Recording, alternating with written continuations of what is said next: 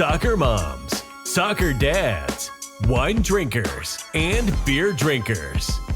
Welcome to the Middle Age Moments Podcast, where they discuss everyday topics that your basic bitch Who are you calling a bitch? and grumpy ass men you believe this shit face daily. Hosted by your favorite imperfect couple, Chad and Erika Jump.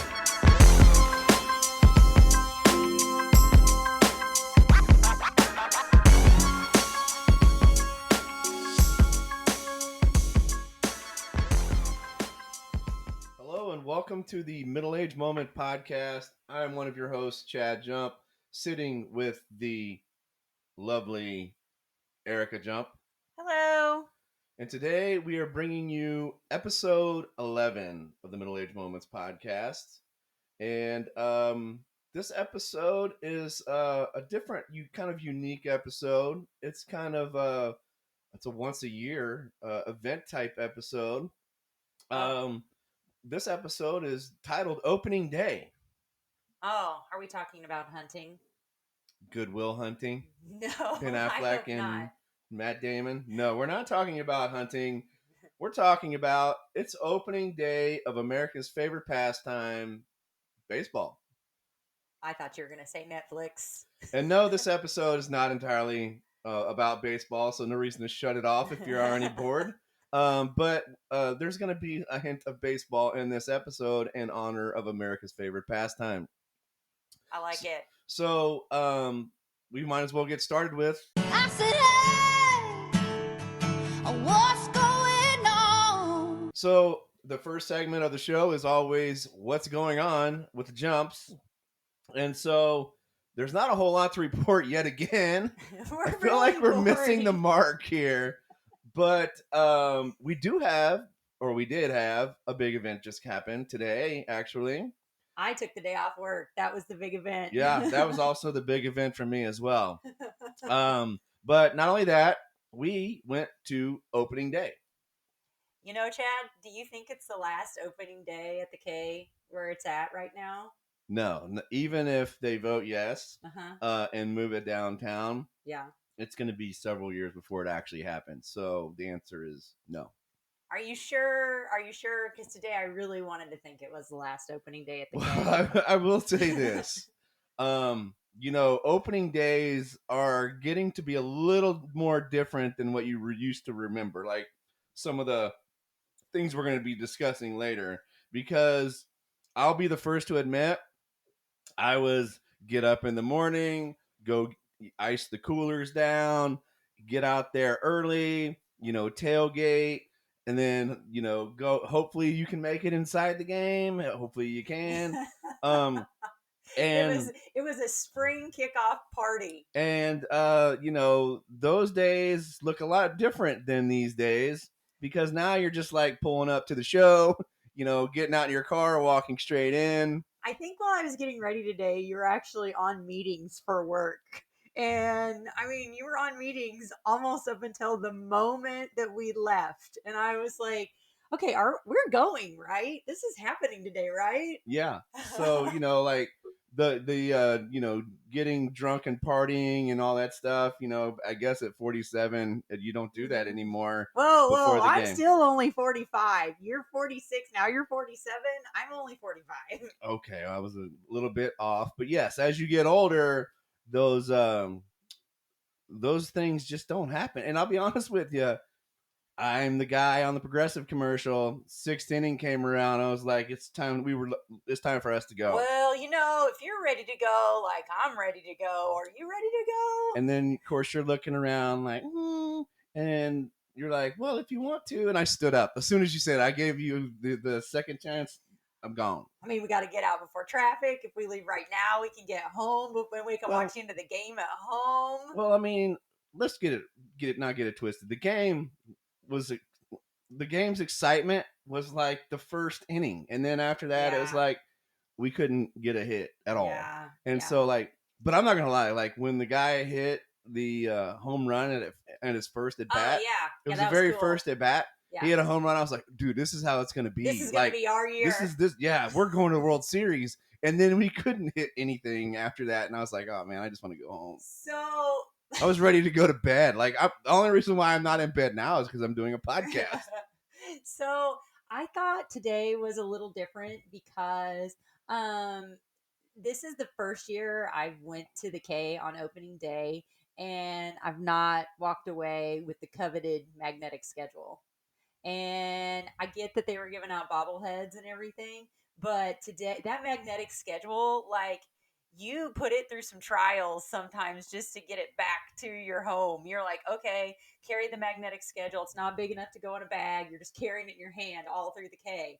And now we have boxes in our hands that we're carrying through the K. Yeah, which you were not okay with Why because I wanted a bag so bad. We went to every store at the K because I usually buy a hat every year. It's kind of my tradition. I buy a hat every year.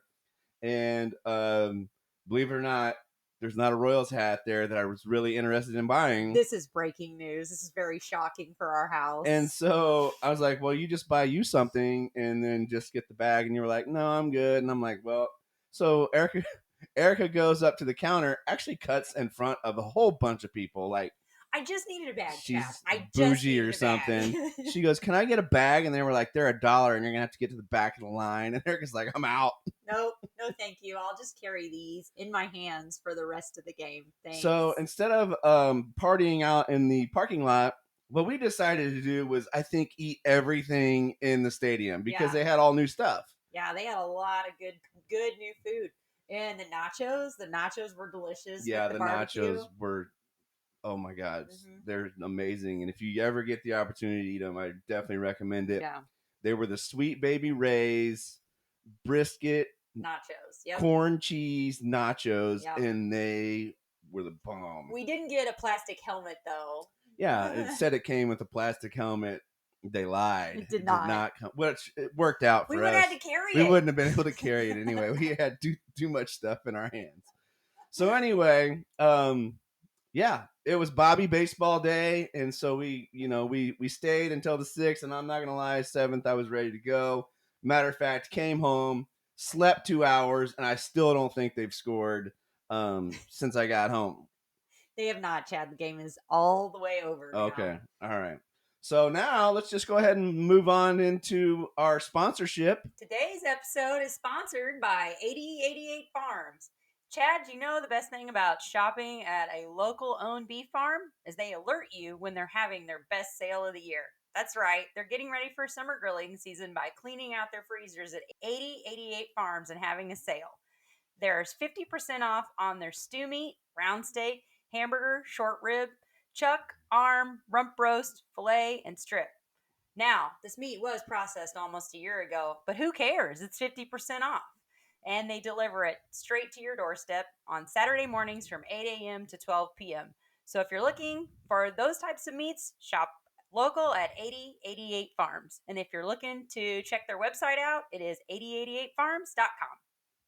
Wow. Yeah. You're getting good at that. Thank you. You've been watching What Not to Do by Dana Carvey and David Spade, haven't you? We'll be back in 2 and 2.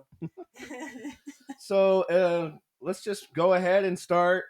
That's hot. That's hot. That's hot. That's hot. That's hot. That's hot. That's hot. That's hot. That's hot. That's hot. That's hot. This is hot. So the first topic of That's Hot is kind of a big one. I hope it doesn't take up the whole episode. Me neither, because I'm like Nancy Grace on this. Because right now. Once I found out about it, you can really go down a rabbit hole here. And so the first thing of That's Hot is the FBI raided the Diddler's home. His name is not the Diddler. But I exchanged TikTok videos, reels with one of my very good friends, and normally they're just nonsense. We exchange nonsense. But this time, she starts sending me stuff at 9 p.m. and says, oh my God, I can't believe this. You have to watch this. And so then we start going down this rabbit hole as it's unfolding live on TikTok, which is my news source sometimes. And holy cow, watching his kids get arrested, like watching it really it looked like a movie. Yeah, it was wild. So, and you say his kids. I mean, not get it twisted. They were in their 30s. Yeah, but they're still his children. Yeah, I get it. But and then you see the videos of him adopting Justin Bieber and To take him Usher, shopping. and he adopts Usher, and like, and all these videos, and then like 50 Cent is just on him like every 5 seconds. Okay, so I have a new Instagram follow, and it's 50 Cent. And I'm going to tell you why. Did you know there was a huge feud between the two of them? Well, I mean, I knew back in the 80s and 90s they had the East Coast, West Coast. Maybe this is the new version of the East Coast, West Coast battle. So instead of battle rapping, we're just going to throw you under the bus for being a pedophile. So, I guess. So, this feud goes clear back to 2006. I did some research, just so you know. Because 50 Cent believes that P. Diddy had a hand in Biggie Smalls' murder. Well, yeah, they arrested the guy that did it. They arrested the guy that killed Tupac. Sorry. Tupac, yeah. And so, not to mention, they got into a physical altercation in 2012 at the BET Awards. Do you remember that? That's been like almost 15 years ago. I certainly don't remember that. Okay, so over the years, they've kind of exchanged like, your mama's so ugly, your mama's so fat, like that type of thing back and forth over the internet at each other. And Diddy got really personal. Okay, so obviously I've done a lot of research on this. I do feel like a news reporter right now. But they've gotten really personal with each other, like going on different podcasts and different shows and things. And so 50 Cent has basically been the inferior of the two, right?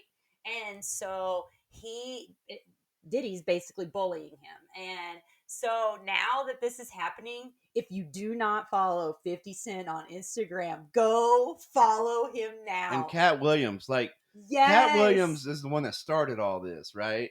And then 50, I think he basically did what we did. He went down a rabbit hole, and next thing you know, he's got videos. Yes. And he's got videos, and like now supposedly, you know, not saying that it's true, but supposedly Beyonce and Jay-Z are fleeing the country. And crazy. Beyonce is the worst one of them all. And Oprah's in the middle of it, and all these people. And I'm like, damn, man, I got to find out how this thing ends for real. Like, yeah. And then obviously it's all entertaining, like all the shit that's happening. But it's disgusting. It's totally disgusting. Yeah. But at least it's bringing awareness to it. Like, it's not going to go away now. Like, no, it's too late. Absolutely not. And the fact that they raided two houses at the exact same time.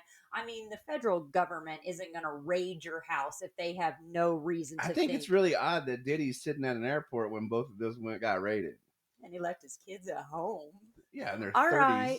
Yeah, but again, like, you're gonna be like, peace out, I gotta go run an errand, kids. Even if they're in their 30s living in the basement, you're gonna be like, peace out, and the house gets raided. Hell no. Well, nobody's heard from them. What a crazy like 90s, all these like rappers from the 90s that we're talking about, like, yeah, how hard were they? Were they really hardcore gangsters? I mean, no. Or were they just soft, creepy dudes that, like, right? And you know, R. Kelly is sitting in prison. Like, my friends are coming. Yeah. Everybody's coming. Y'all better watch your back. My friends are coming. Yeah. And then you got to think of the rappers like that they called like washed up and not a big deal, like Vanilla Ice and MC Hammer and those guys. Like, they're not in the news. Like, they made their money and went bankrupt. So you have to wonder, like, I mean, this is like Pandora's box of the rapper community, and I am here for it. I'm more here for it to be exposed and to be taken care of. Right. But yes, it's going to be a great, Lifetime movie. It's going to be a great Lifetime movie. Yeah, they're going to make a Netflix documentary. So the next topic that we have is, have you seen that they found that Ozempic is found to increase pregnancies? No. So I was actually watching the local news. Okay. Wow, nothing's happening in our house, so let's talk about the news. And they found out, researchers at some fancy hospital in the United States has found out that Lee Summit East. no, it wasn't a local hospital. Okay. Had found out that Ozempic is found to increase pregnancies, and the reason being is it's not like you inject it and you're going to get pregnant. What they're saying is like if you're on birth control, you have a higher chance of your birth control not working while using Ozempic. Oh, kind of like they would tell you, like, It basically just washes it away. It's yeah, like gone. yeah, like back if you take like antibiotics. And people that have been trying to have Yeah. children, this actually helps you be able to have children, is what they're finding in this research that they did. So Interesting. I thought that was something that we should definitely be bringing up, because with all the people in the world using Ozempic now and, Yeah. and all the other Yeah. different weight loss stuff that's for diabetics, if you're trying to get pregnant, go get you and take an Ozempic shot from a diabetic. Go get pregnant. Do you think that Ozempic, when they come out with like Webster dictionary words for 2023 or 2024, do you think it's going to be like the word of the year?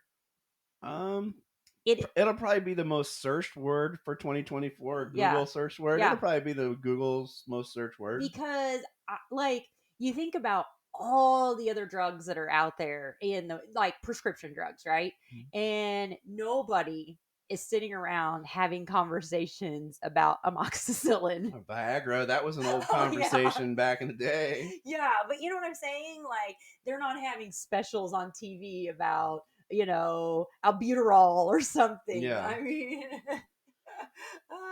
so the next topic that we have, which is kind of another bomb, entertainment bomb that was dropped, was the Sandman said that he was going to release Happy Gilmore 2 on Netflix, which is part of his Netflix package deal. Yeah. And honestly, I feel like I think it's overdue. I feel like it's a long time coming, but I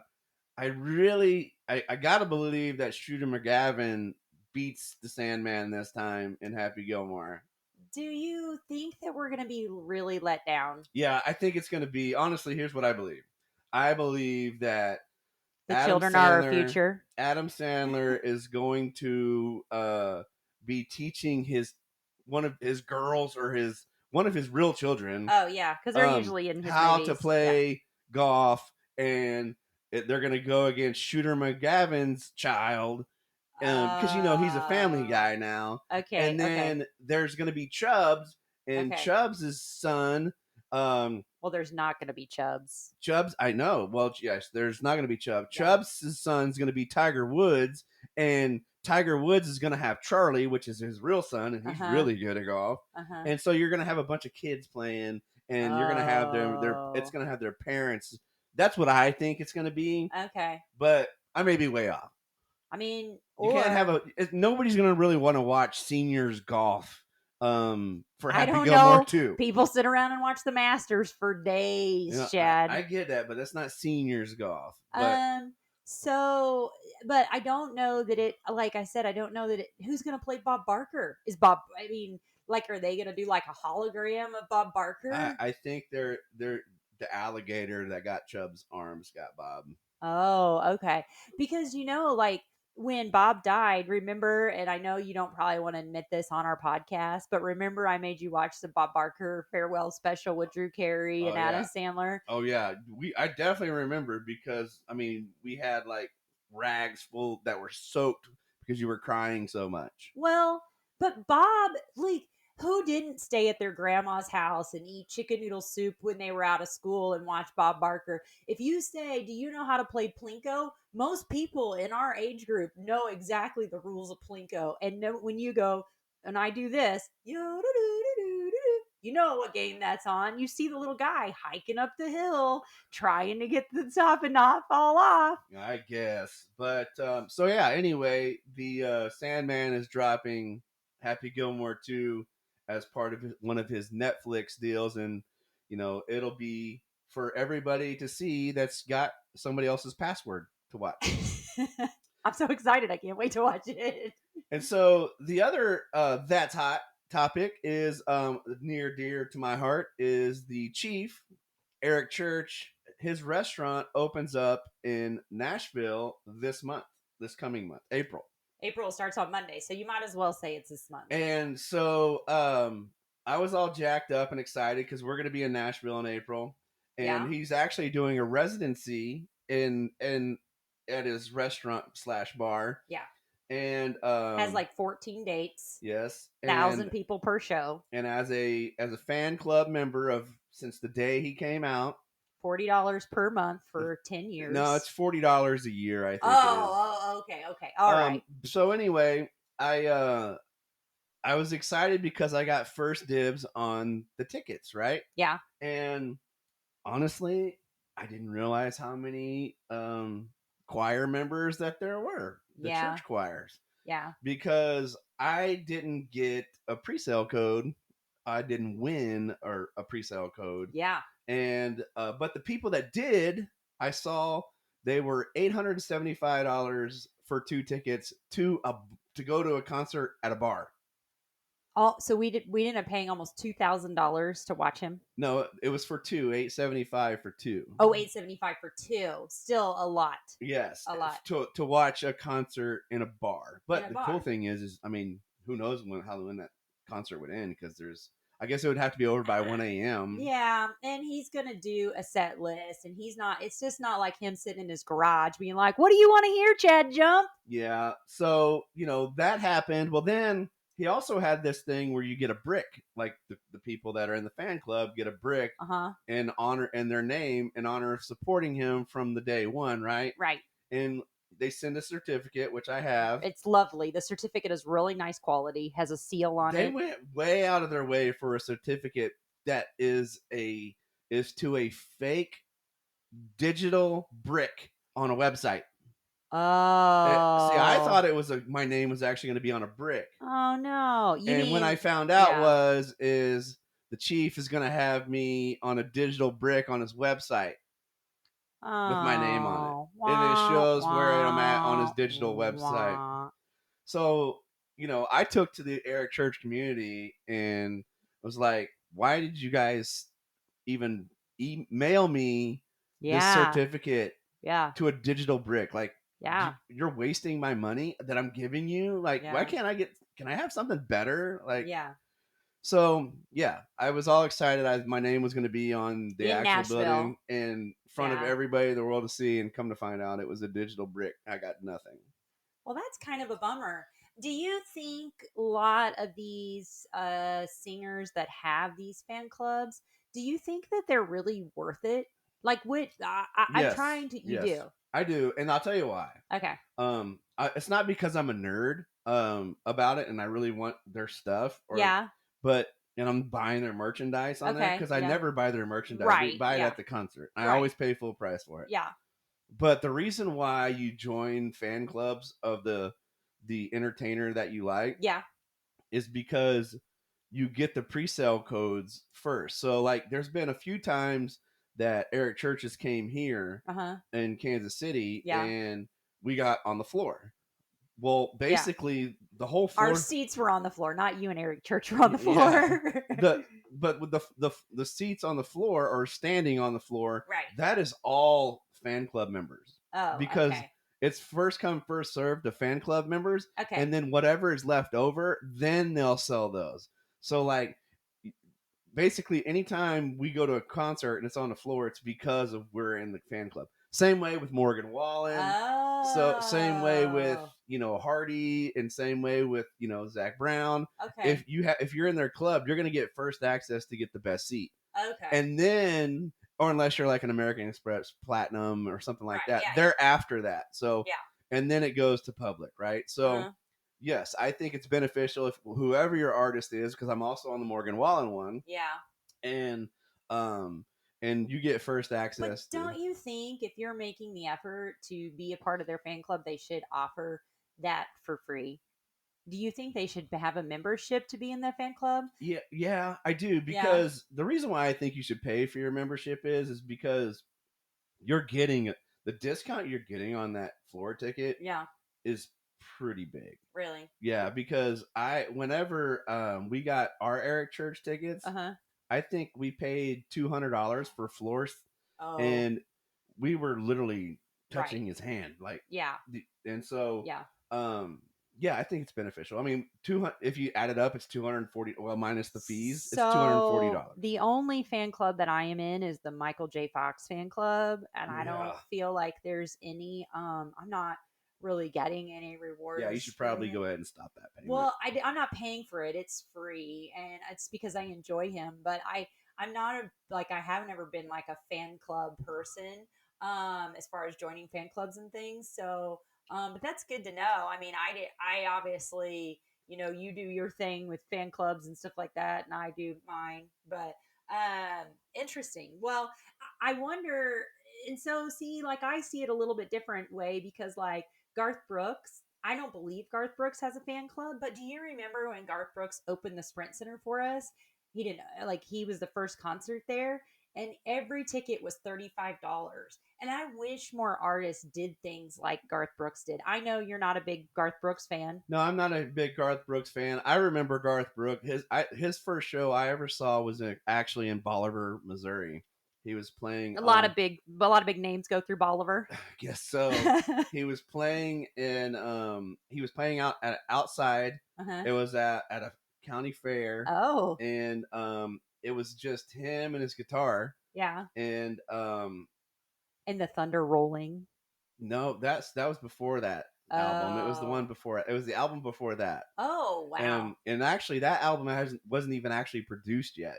Wow. So I actually heard the songs before the albums were even produced.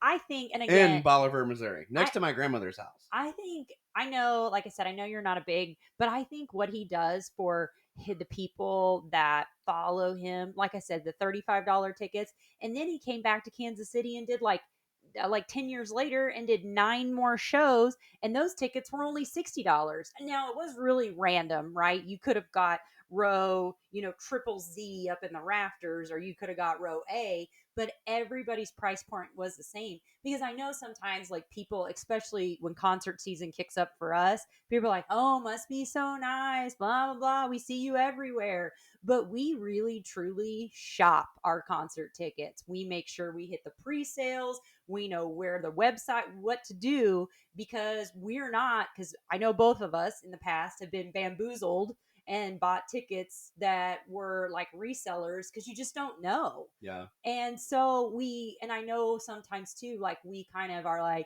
hey, we know this concert's in 12 months from now or 11 months from now. Do you want to go? And people are like, no, I don't know. And then it's sold out, right? But we've bought our tickets so far in advance. And then our friends are looking at us like, well, we can't afford $300 a ticket. And we're like, yeah, we paid 70, Yeah. And so, like that, and that's the concert ticket thing. We could discuss the navigating those waters forever, but it is definitely. I'm sorry you're disappointed about your digital brick. I was really hopeful because I was wanting to see it when we went to Nashville, and so if it makes you feel any better, I can buy a brick and I can write your name on it. We could put it right in the backyard, and you can look at it every day. Yeah, it's just not going to be the same, but Well, what about I'll if get through. what about if I like bedazzled it and put some things on it that were like Kansas City-esque? I mean, I could put it in the backyard. No, it's not going to be in Nashville on Broadway in the Chiefs Bar. What if, hear me out. What if we make a brick here and we take it to Nashville with us and we leave it someplace special in Nashville when we drive through? It wouldn't be in the Chiefs Bar. You're real hard sell today, Chad. Yeah, I'm telling you, I went to a baseball game and I was stone cold sober to the baseball game, and they didn't score any runs. I think I have wind burn, and so, like, I'm hanging on by a thread right now. So old. So we're gonna move on to our topics, and one of our topics today is opening day / baseball game memories and traditions. And so, would you like to start? I think you kind of kicked it off by saying we went to all the stores in the K looking for you a hat. So before we got together, both of us would buy ourselves some new merch to kick off the season separately. We didn't know each other and go to games together back then.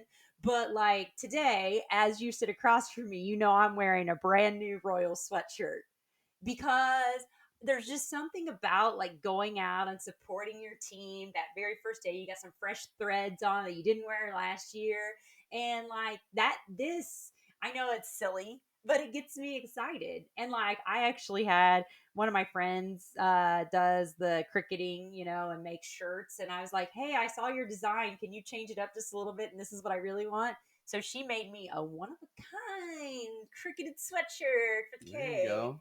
So, and I know you were sort of disappointed. You did have a new shirt today, but you were sort of disappointed we couldn't find your hat at the K. But he did order it while we were sitting Yeah, there, so I he ordered the wasn't too one that I sad. wanted, so I made sure I bought one still on the day. But Yeah. so- So that, like, I think that's, and I will tell you, like, even though we haven't been, the history hasn't been for us to go to games for years and years and years. So we're not standing there, hey, this is our 12th game together or whatever. But we make it now to where we go together. And I think it's fun. And it just is like, going out there, and yeah, we're kind of lame. Today we were kind of lame, but we went and we had a great time and cheered them on, and we came home. Yeah. You know? Yeah. No, I agree. One of my favorite opening day memories, we was I don't know, it was probably 2005 maybe. I went with a bunch of people, excuse me, and we all tailgated out in the parking lot quite heavily. And one of the guys that I was with, he's from my high school days, and he was taking pulls of Jim Beam straight out of the bottle, Yikes. which then was probably a big deal. Now it's probably not a big deal, but he we all started to walk in, get ready to go into the stadium, and we realized that he wasn't going to make it into the stadium. Oh. Oops. So he Did you remind him that it's not a sprint, it's a marathon? Yeah, we tried to tell everybody that for years. But anyway, he didn't make it into the stadium. Oh. So what he ended up doing was he decided to lay in the back of my truck. Oh, in the Tundra. No, that was way before the Tundra. Oh, yeah, sorry. Yeah. So he laid in the back of my truck so nobody would bother him, Right, resting. And so we all went into the game. We had a great time. And when we came back, he was still laying down in the back of my truck. Resting. And like the sun was kind of beating down on him at this point. It was cloudy and rainy, I think, at first. And then the sun came out. Yeah. And maybe he just thought he was like camping. I guess, because we came back out and long behold, he had a penis drawn on his face. Oh, well, just like you would expect, where they would have drawn it. Oh, from the ear region. Yeah, to the ear region into the mouth region. Yes. Okay. And so he had it drawn on his face. I love it that this happened almost 20 years ago, and you're sitting over here chuckling like it happened this morning. Yeah, well, I mean, it's something I'll never forget, because the reason why I'll never forget it, obviously that's funny. Yeah. But the funny thing is he didn't know it even when we got there that he had a penis on his face. Huh. Nobody was telling him, like. So he basically got like graffiti, like somebody spray paints a bridge when they go by. They just saw this. I guess he was passed out so much, and he was in such a deep sleep. They just drew it on there, and who has markers on them to draw on people when they're walking around? They're on their game, because they sure as hell he had it on there, and oh my god, we laughed so hard. And what was even funnier was, he was trying to scrub it off, and with I don't even remember with what it was, but he got sick. Oh. And he threw up. So he grabbed my friend's jacket, and come to find out it was my friend's. It was my friend's wife's jacket. Oh no! And he wiped his vomit up with her jacket. Oh no, that's so gross! Yuck. Yeah, and this guy was an adult, right? He was. Yeah, well, 2005, we were all grown ups at that point. He was, so, we weren't quite in our 40s, but I mean, good gosh, I mean. You're in your late 20s. Yes, we're in our late 20s at this point. And so this guy didn't make it in, and so I thought I thought it was hilarious. So Big difference from today, for sure. right, yeah. I think we drank one beer in the parking lot. Maybe, yeah. Yeah. On the way, walking from the car to Yeah. the stadium. So, I have to tell you, and I have been obviously we've both been to the K a lot over the years. So I went with my neighbor girl, and we went to the K just one random like Wednesday, Tuesday, T-shirt Tuesday, or like Wednesday something or other. And her and I go, and I had just posted a picture, and those of you guys that know me, and so this is now I was in my 30s, okay? And I have blonde hair, right? And so we're sitting there. I had posted this picture. Hey, look at me. I'm at the K, check myself in. Well, 10 minutes later, do you remember the lady that got in the fountain at the K? Do you remember that when that happened? I remember of her. So she jumped over the wall and ran through the fountain, and they were trying to chase her. Well, my phone starts going crazy. Like, is that because they described her, they couldn't catch her for a minute, as a blonde in her 30s.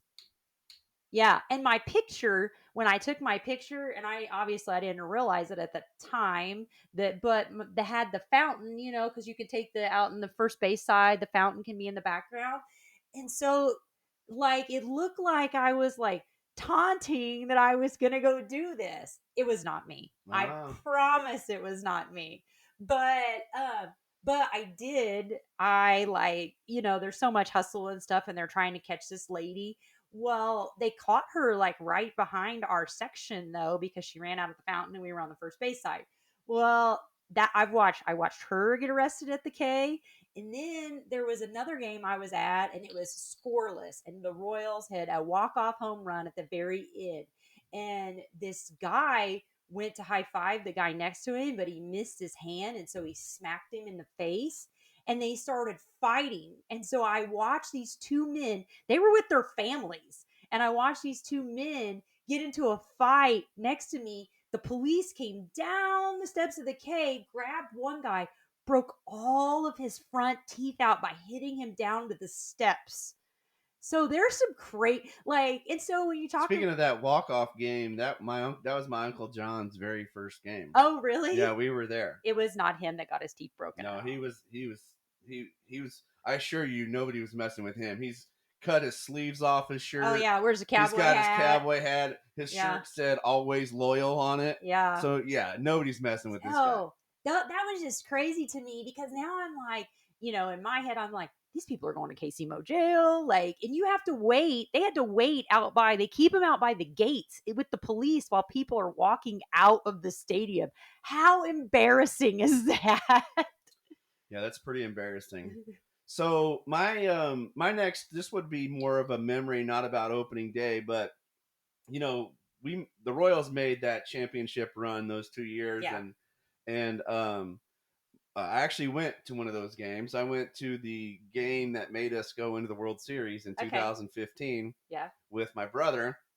And it's kind of I don't know if you've ever we didn't get to go to any playoffs games or Super Bowl games or anything like that. So this was like my Super Bowl / World Series moment. I haven't done anything like that. When you finally realize like we're going to the World Series type, that's the kind of game I'm talking about. Yeah. Right. And so we were at the game, and I'll be honest with you, like we had already went once, right? Yeah. And so we go again. It's kind of like now we're Chiefs fans, like we expect to go every year at this point. Yeah. But to be there in the stadium and see the rally towels just going crazy, and that would have been really chanting, cool. Yeah. I cried like a baby. Like, really? You cried? I know it's hard to believe. I know. I cried like a baby. And to kind of go a little bit further than that, after we had already went to the World Series, my brother, he had a silent auction for his company, and it was a bunch of Royals memorabilia that was signed. He had a bunch of player stuff signed, and you were bidding on it, right? Uh-huh. and there was one thing that wasn't signed. It was a Johnny Cueto picture Oh. in a picture frame, Oh boy, and Johnny Cueto. and nobody bid on it, right? Yeah. And so I think the starting bid was like $55, Yeah. and I think I bid 65, Yeah. and everybody at the event was making fun of me for bidding on that, Oh. and they were like, "Why? Yeah. Why would you bid on that? Like, Yeah. what? It doesn't have anything signed on it. There's nothing to it." Yeah. And I was like, I was just trying not to make a big deal because honestly, I didn't want to cry again because I'm like, In this episode of our podcast, Yeah. Chad discusses why he's so emotional. and I was like, and I was just like, trying to play it off. And my brother comes to me, he's making fun of me. Like everybody's making fun of me, which is very common. But this day was like an exceptional day. And so the auction ends. I'm the only person that bid on this picture. Nobody else wanted it. Yeah. And so like I don't know, at the end of the auction or maybe even a day later, my brother comes up to me and goes, "Why did you want that picture so bad?" Yeah. And I'm like taking a deep breath, like, well, that's the game we were at, and that's a memory that I could see forever. I see. And I my see. brother's like, "Oh yeah, don't I feel like an asshole?" Yeah. Yeah. And he goes, "Now I have to explain to everybody why you wanted that picture so Yeah. bad." That's cool though. But That's really cool. but nobody else wanted it.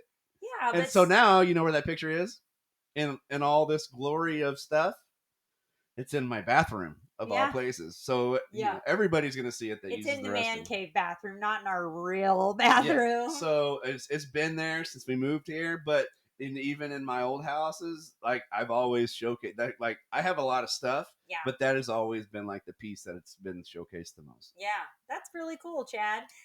I mean, I know, like, you were talking about traditions and things, and so, and you have yet to experience this tradition, and I really, really, really hope that you go to San Antonio with me this summer. So my cousin, and yes, he's my cousin, even though he kind of questions if we're related. If he's related to one of my cousins, then he's my cousin. But for his birthday, his whatever it is that he wants to celebrate that summer, he follows the San Antonio mission. So kind of like our KC Mavericks, right? This is his version, but it's baseball, and he rents out the pavilion one game a year for his entire family and has like a cookout kind of thing. And he is such a fan. And you've met my cousin Chris, and they even at the San Antonio games referred to him as the Beard. And this has been a tradition of pastime of his, and the joy that he has every year bringing his entire, because they have him and his wife have hers, mine, and ours kind of thing, right? And they're able to get their kids, most of them, together once a year. And I've flown down now.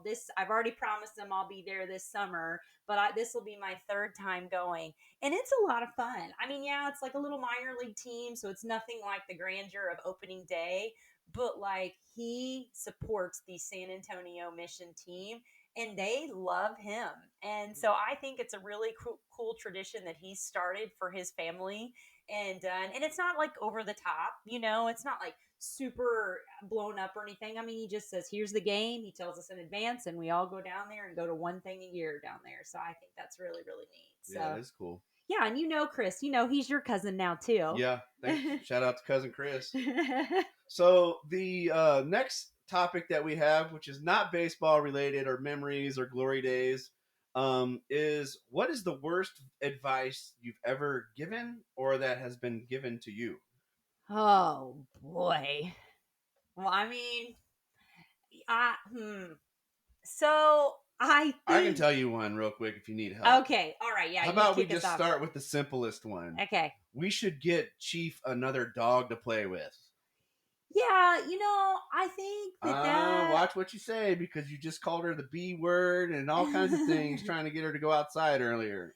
Well, I think that we both thought Chief really needed a friend, and little did we know, I don't even think he likes us. So our dog's name is Chief. For those of you guys that don't know, we have a bulldog. He's not named after the Chiefs. He's named after Eric Church. But he was tied to a dumpster in Raytown in the middle of summer, which is where Kauffman Stadium and Arrowhead Stadium is. Yeah, and so our friend owns an animal rescue, and we wanted an apartment dog, and she said, "You know what? I think I have just the dog for you." And we went and saw him, and when I leaned down to get him, he knocked you over. And literally knocked me off my feet. And I was like, well, this dog is out. You said, "Listen here, Big Chief, I don't think you're coming home with us today." And not that we want to talk about our dogs for hours, but he's the sweetest boy ever. He's very well behaved, and besides getting on the couch. And so we thought that maybe he needed a friend. And lo and behold, a friend of ours said, "I know this bulldog that needs a home." And we thought, what a great idea. I bet Chief would love a friend. First of all, it wasn't we, it was you. It was definitely you that thought that. That is why, and she's named Nelly after the rapper because he's not involved in all the Diddy scandals. That we know of yet. But she has been an interesting addition to our household. She definitely doesn't have the listening skills like Chief does, and she definitely is the boss of this whole house. And although we've had her for over a year now, she's come a long way. When we very first got her, she wouldn't even go up and down stairs, and she wouldn't play with toys. And now she runs the show. She runs up and down the stairs. She steals toys. Yeah. And she lives life to the fullest every single day. She sure does. And, you know, it really didn't give me many options to say no, right? Because when we went to see her, they were like, well, you know, she's a breeding dog. You know, they're if we return her, they're probably gonna just put her down. Yeah, put her down. And she was only 3. Well, I think she's only 2 now, so yeah. I think she's aging backwards. No, but, she was only 3. Anyway, so we were like, wow, you know, you're gonna lead with that, like. Could have told me that over the phone. I wouldn't have felt so bad, but now I've seen her, so we ended up taking her. So anyway, we should have got another dog. That was probably not the best advice. But you love her so much, and I hear you talking to her, and you tell her that she is the prettiest girl in the whole world some days. Some days. And I'm like, and she has the most snaggle-toothed face of any dog you'd ever meet. She does. She's not very pretty, but don't let her know that. And you tell her, you're the most beautiful thing. Like, you really boost your self-confidence way up. Yep, I'm good at it. So a piece of advice that I've given, like, I'm going to tell you, I have convinced my friends that are going through something, and a lot of girls do this, that they should get bangs. And I say that because a lot of people, a lot of women feel like when they're out of whatever phase of life, right?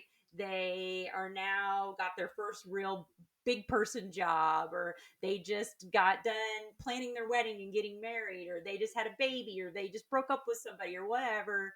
A lot of women do drastic things with their hair. And I have been the friend that's been like, you know, it'll look really good on you. Bangs. And I have given that advice. Do I regret my advice?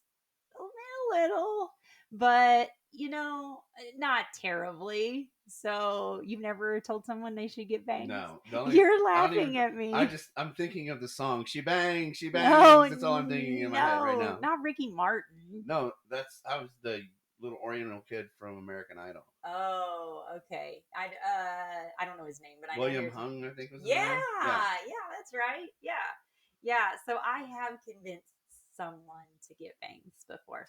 So one of the things that I could say has been the worst advice I've ever given, and I can say it's the worst advice ever given to me, is to don't ever be afraid to say how you feel or what's on your mind. Oh, did somebody give that advice to you when you were My like dad actually 5 gave me that advice, and I pretty much ran with it for your whole for life? my whole life, and it certainly has gotten me in some awkward situations. Yeah. But Sometimes you have no filter. you know what? As you get older, and maybe that's why my dad was saying it, because he was already older, but like there's there's different levels of life, like like you you care too much, or you care what other people think, or you care about what you're wearing. Oh my god, does this look okay? And then there's that part where you finally get to, once you get to like where I'm at right now, like I don't care what I look like. I'm like Adam Sandler, like wearing big clothes, you know. Sometimes you like come downstairs in all yellow, like a yellow shirt I and look yellow like a pants. banana.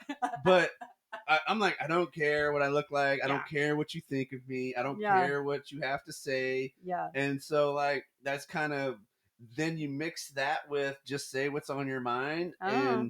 and tell them how you feel. Uh-huh. It can get you in trouble sometimes, but when you come to the point where you don't care if it gets you in trouble, then that's kind of where you realize that you're, as someone people like to say, a little grumpy. And so Is that it? That's it? yeah, so Yeah. I mean, my dad's name was Grumpy, Yeah. and now I feel like I've kind of passed it on to myself. Yeah. And so, but I think a lot of it has to do with those words of wisdom, like don't be afraid of how you to tell somebody how you feel, or Say what's on what's your really mind. on your mind. Yeah. And so, but I've also found that it, obviously, in a previous podcast, I talked about I should have wore a tie. Yeah. I was telling the guy how I felt and what was Yeah. on my mind, even though I was right, and the handbook said Yeah. I probably should have just Yeah. not said anything and been like, Yeah. "You're right, I'm wrong. You're You're good looking. pretty. I'm not attractive." Yeah. Sometimes and I'll tell you, well, because people hear it on our podcast because we talk back and forth, and sometimes you guys can't see, but sometimes we are motioning to each other like no, and I'll tell him you can't say that. And so sometimes I feel like I'm your trusty sidekick filter, and and I think that, but I think it's an aging man thing too, more than it is a woman thing, because I think a lot of aging women just try to keep the peace, and so they're kind of like, oh, let's just not talk about it, everybody. Oh, look over Yeah, here. let's just not talk about it. But when we do talk about it, we're gonna talk about We're it. gonna talk about it. Yeah. I get that a lot. Yeah. What's I wrong? Nothing. Why are you lying to me? I'm not lying. Whatever. um so I think that kind of a little bit ties into so you're talking about the worst advice that, like, I think, so we both have gotten divorced, and I think that people giving advice that haven't walked in your shoes, I think that a lot of times they're family or really close friends, and they do mean well, but like to say, and I see it now because I see people raising young kids, and it's easy for us having adult children to be like, well, I would do it this way. And when I was younger, I got, as a parent, I would never. And people not in my situation, because people don't know. There's people out there that are listening to us that don't know what it's like to be a single mom or a single dad, right? And so when other people come at you and say, like, well, I would never XYZ, like that's terrible advice, because you're making the person, like, oh my gosh, am I a horrible parent? And I think, like, giving parenting advice in general, and I know a lot of times it comes from love, right? You're never going to look at your kid or your whoever, your cousin, your friend, and give them advice because you're trying to be hurtful. But a lot of times we don't know how that advice comes off, and to them it may seem like, well, you're doing it wrong. And that's hard as a single parent, even as a parent that has a spouse that is raising a kid. And, now as we raise adult children, you and I do, like, people sometimes look at our decisions and say, well, I wouldn't do it that way. And you struggle as a parent already to try to figure out what the right path is for your kids that are different personality. And then when you listen to advice, you really sometimes doubt yourself and you feel like, whose advice should I take? What if I make a huge mistake? And we're all just trying to do our best, and looking to people for advice is kind of how people flounder through life, right? And so, like, when you're giving advice or when you're receiving advice, try to be kind. And that's all really that I try to do when I give advice. I just try to come from kindness.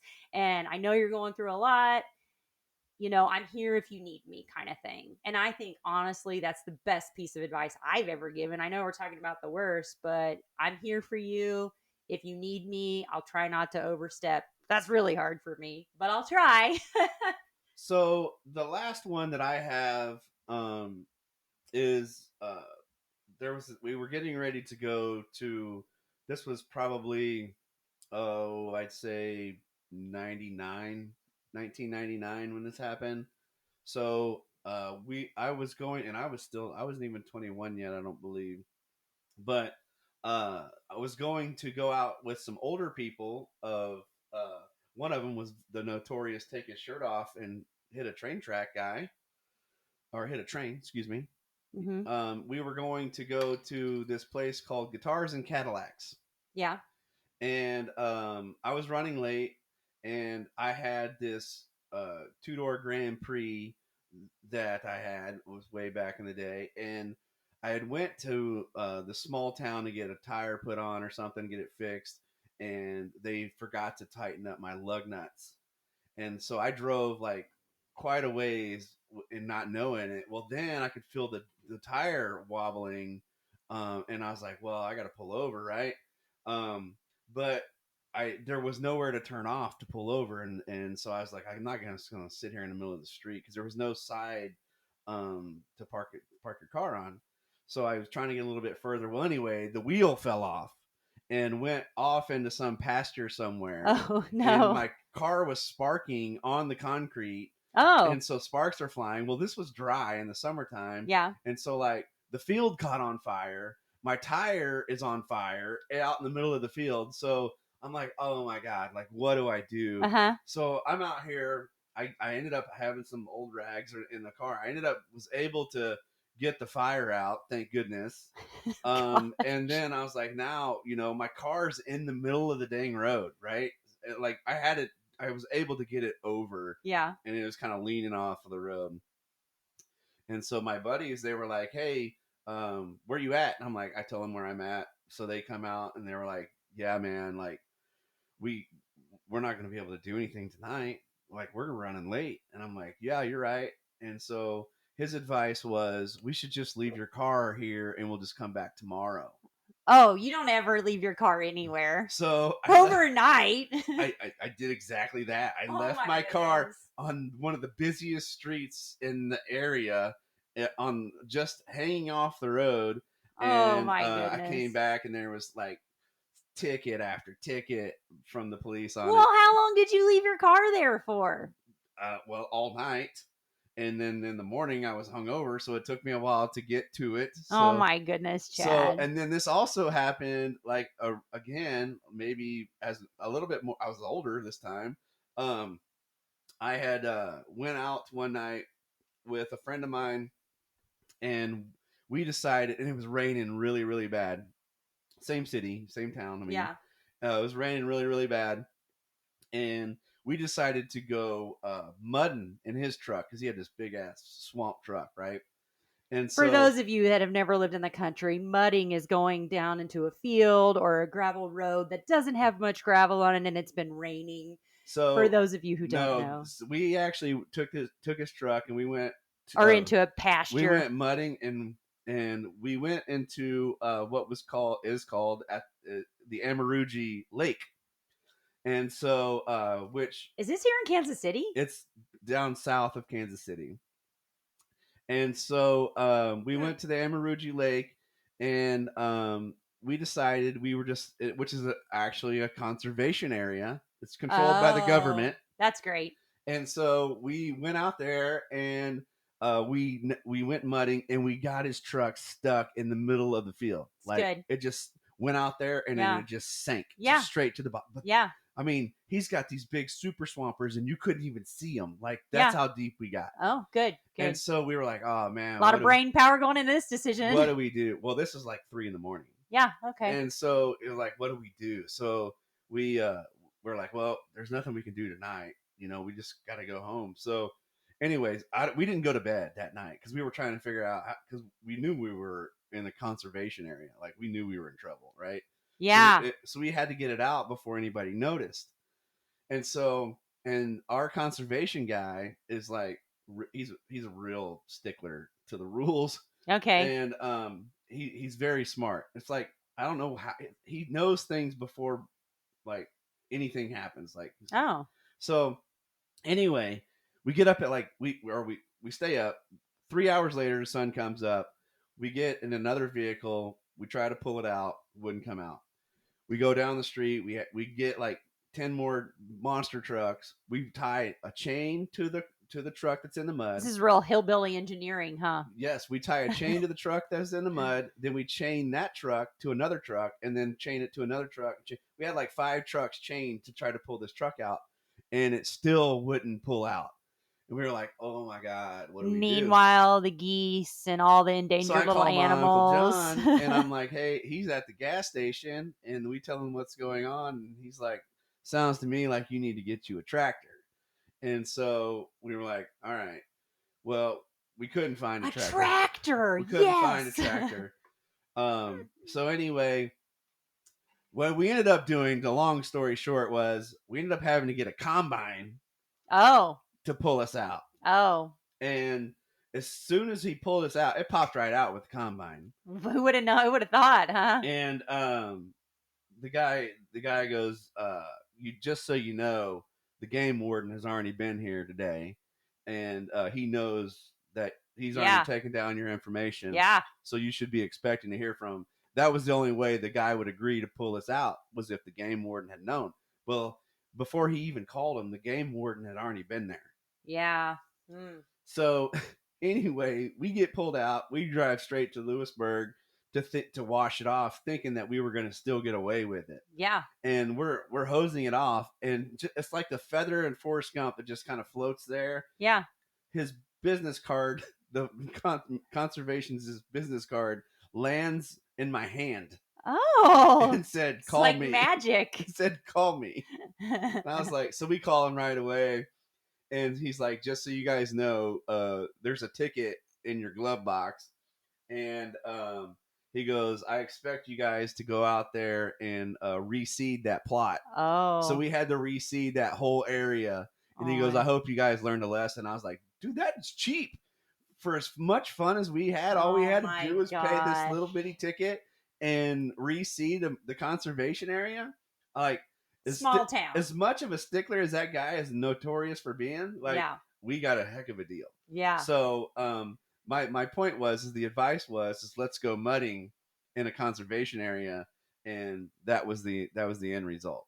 That's terrible. It was terrible. That's absolutely terrible. But it's funny to me because, like, people who grew up in the city, none of them would have access to a combine. Like, you just happen to know somebody that has Chad, how many people do you know that have combines that live within 5 miles of us? Zero Here. Yes. 0 here. Yeah.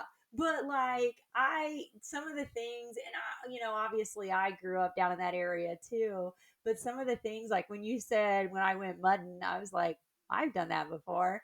And of course people tease me about being so city, but like there's part of me that has done the things, and I'm like, but the conservation area, I mean, shame on you, man. Like those poor seedlings or whatever were happening at that time. Like you disrupted nature for a bit. Yep, we sure did.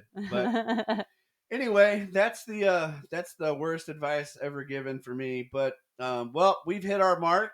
It's time for us to wrap it up, pack it in. Let me begin. Wow. I came to win. Yeah, and Don't tell so me it's a sin. Don't tell the Royals they didn't come to win. They But, did not come to win. Happy opening day to everybody and you and your team, and we'll catch you next time. Bye. We hope you enjoyed today's episode of Middle Age Moments. Visit middleagemoments.com for previous and future episodes. Until next time.